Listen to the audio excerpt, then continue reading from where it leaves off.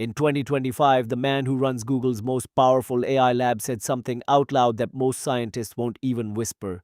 Demis Hassabis, Nobel Prize winner, CEO of DeepMind, went on 60 Minutes and said artificial intelligence could help us cure every disease. Not manage it, not treat it, cure it, and not in some far off century. Maybe within the next 10 years.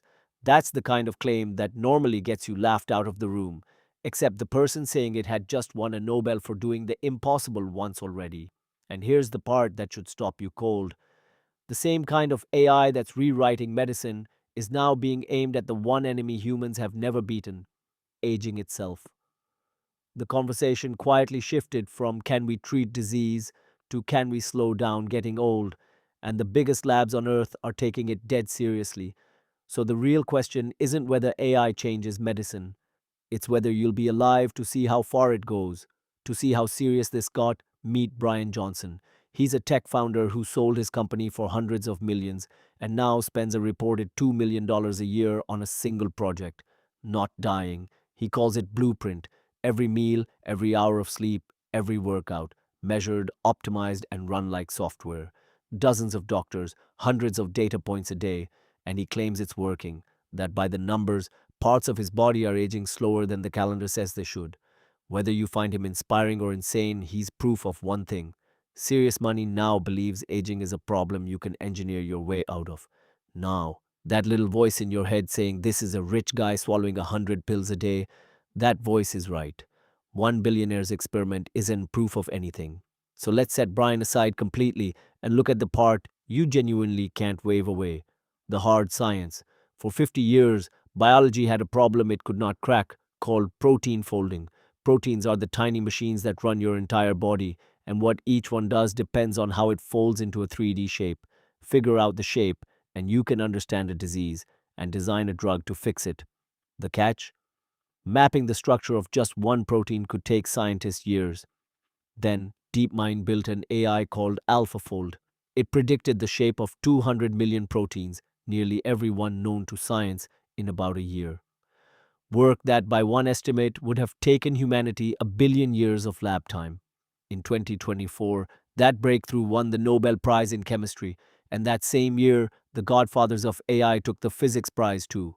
So let this land. In 2024, artificial intelligence didn't just help with science, it swept the Nobels. And if AI extends human life still sounds like fantasy, here's something worth sitting with. We've already done it once. Go back about 150 years, and the average person lived to around 40. Today, it's past 70 across most of the world. We didn't pull that off with magic. We did it in layers: clean water, germ theory, antibiotics, vaccines. Every single one felt impossible right up until the day it became ordinary.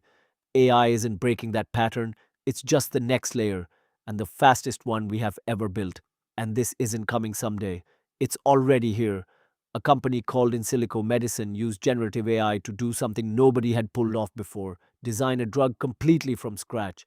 Not just the molecule, but the target inside the body it goes after, both invented by AI. The disease was pulmonary fibrosis, a brutal lung condition with very few options.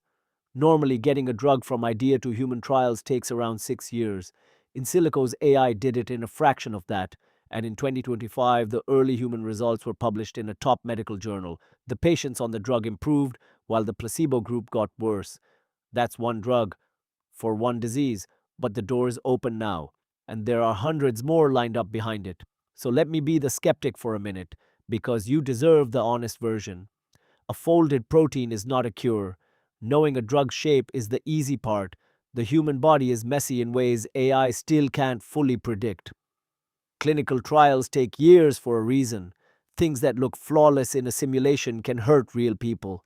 And we've been sold miracle cures before. Remember when mapping the human genome was supposed to end cancer by 2010? The history of medicine is littered with broken promises. Anyone who tells you AI will cure aging by next Tuesday is selling you something. The real timeline is slower, harder, and less cinematic. But here's the one thing that's genuinely different this time: it's already producing results inside actual clinics, not just inside press releases, which brings us to the strangest idea in this entire field. It's called longevity escape velocity. Here's the thought experiment. Right now, for every year that passes, medicine adds a few extra months to the average lifespan. But picture AI speeding that up to the point where, for every year that goes by, science gives back more than a full year of life. Do the math on that. If progress starts outrunning aging, your remaining time stops shrinking and starts growing. You'd be outrunning death itself, one breakthrough at a time.